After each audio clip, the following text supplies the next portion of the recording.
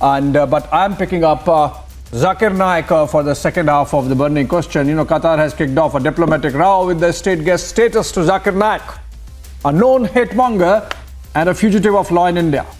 But then this is not the first time Qatar is doing this. For that matter, not with India alone. Let's understand what the Zakir Naik issue is about and then discuss. It's been 2 days since reports emerged of Zakir Naik's presence in Qatar for Football World Cup. While the MEA is yet to release a statement, Union Minister Hardeep Singh Puri has said that a firm stand will be taken. I'm sure India took it up and will take it up, but the point is he's a Malaysian national, yeah.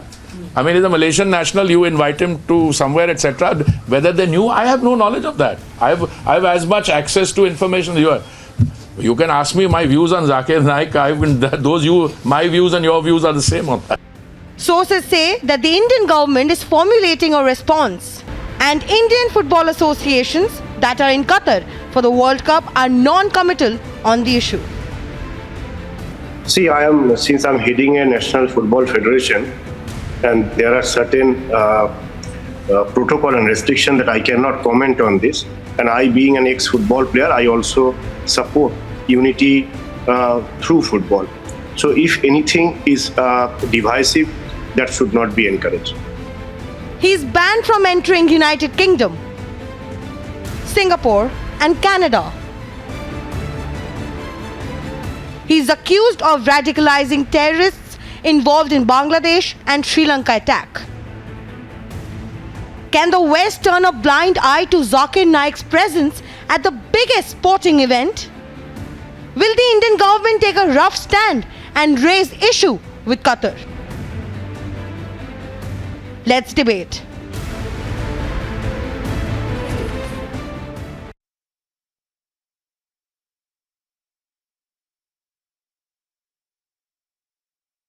All right, welcome back. Irrespective of whether the government will or not, our position is that the government should make an issue with the Qataris and underscore the sense of anger and hurt that we have here in India. Joining me to discuss that, Tushar Gupta, senior journalist, live from Delhi. Sushil Pandit, columnist and social activist, live from London.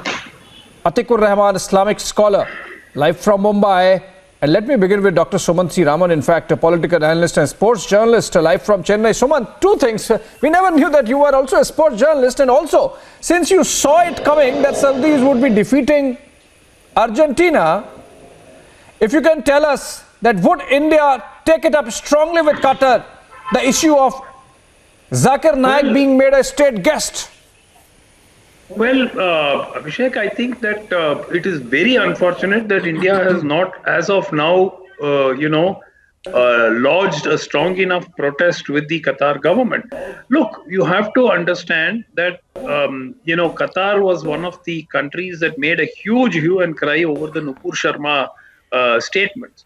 And, they sort of took the lead in getting other states in the Middle East also to take up the issue with India. Now, why the MEA has remained silent? What is the reason?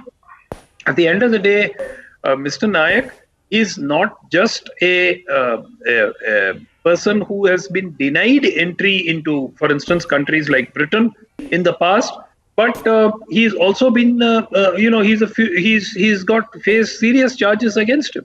So, if the Qatar government believes that having him there during the World Cup is not a problem, then I don't know why India is not at least making its voice heard. Especially because India had to face a lot of flack. The government of India had to face a lot of flack because of the Nupur Sharma statement. The Qatar government took up very strongly. So honestly, I don't know what the strategy is.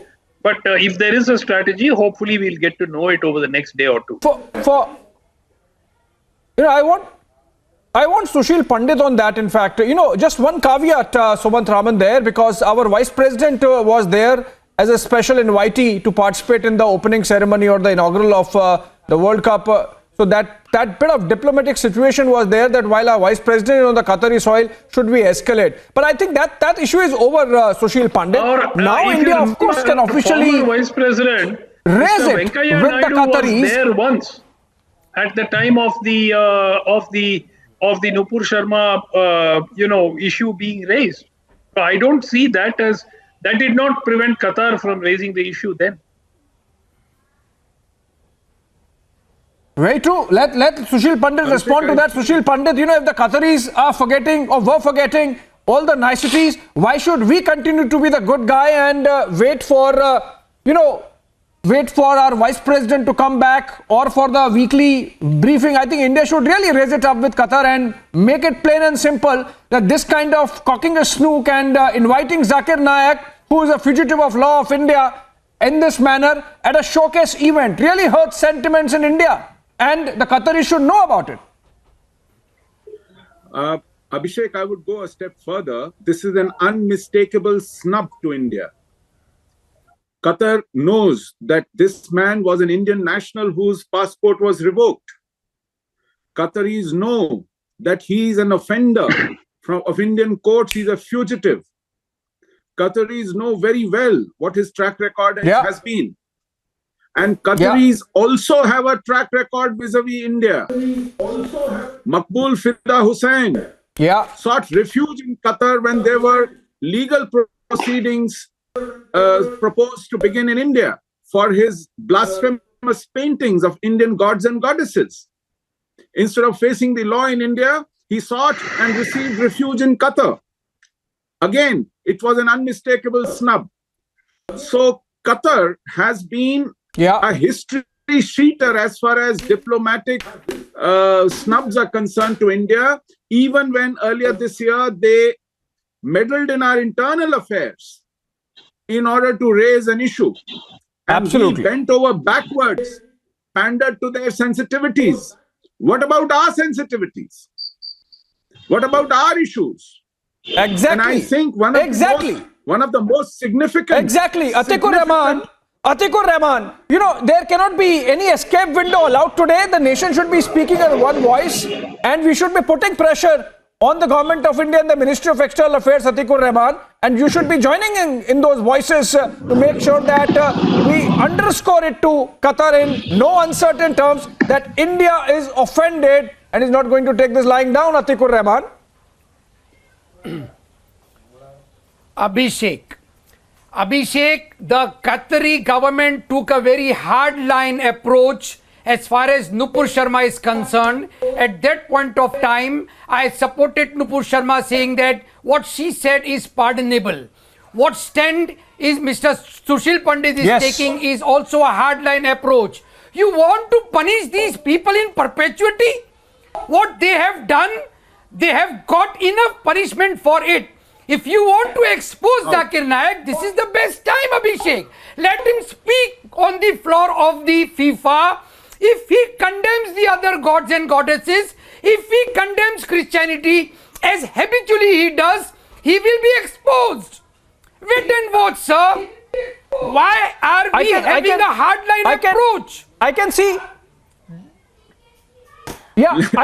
unanimity on this panel, in fact, on cornering Zakir Naik. I don't know, Sushil Pandit, I don't know if, as Atikur Rahman suggests, we should be indulging with both Zakir Naik and the Qataris and let them do this and then, let the world take note of it. I think Zakir Naik already is, Tushar Gupta, if I can get you in, Zakir Naik is already banned from entry in the United Kingdom, in Canada, in Bangladesh. There are charges against him in Bangladesh. If he lands in Dhaka, he would be arrested. Similarly in India and for Qatar. Bangladesh, by the way, is an Islamic country. It's an Islamic country, and Qataris, if they think of themselves as taking the new leadership or the new caliphate of the Islamic world and the Muslim Ummah, they should realize that in all the cases where terrorists named Zakir Naik as an inspiration, Bangladesh, Afghanistan, those who have traveled from India to Afghanistan become members of the Islamic State. I mean, they're all Muslim citizens, Muslim nations, Muslims. I think Qatar should have understood this even before the world telling it or India telling it. Tushar Gupta? So this, Abhishek. The Qataris have a problem with women in a certain attire in the football stadiums. The Qataris have a problem with liquor in the football stadiums. The Qataris have a problem with people making a representation for LGBTQ rights in the football stadiums.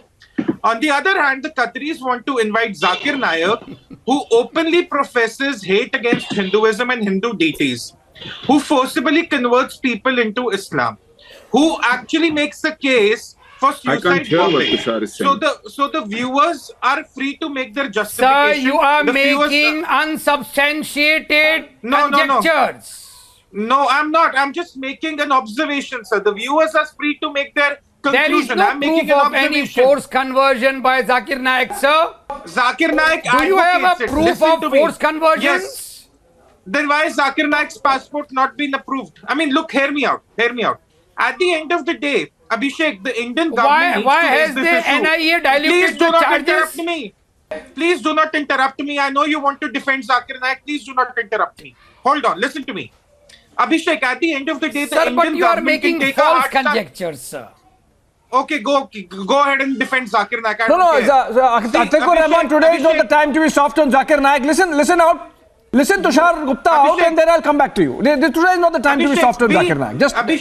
hold on. I'll come to you, Atikur Rahman. I'll come to you. I'll come to you. I gave you opening remarks. I'll come to you. Television. Mr. Rahman, quiet.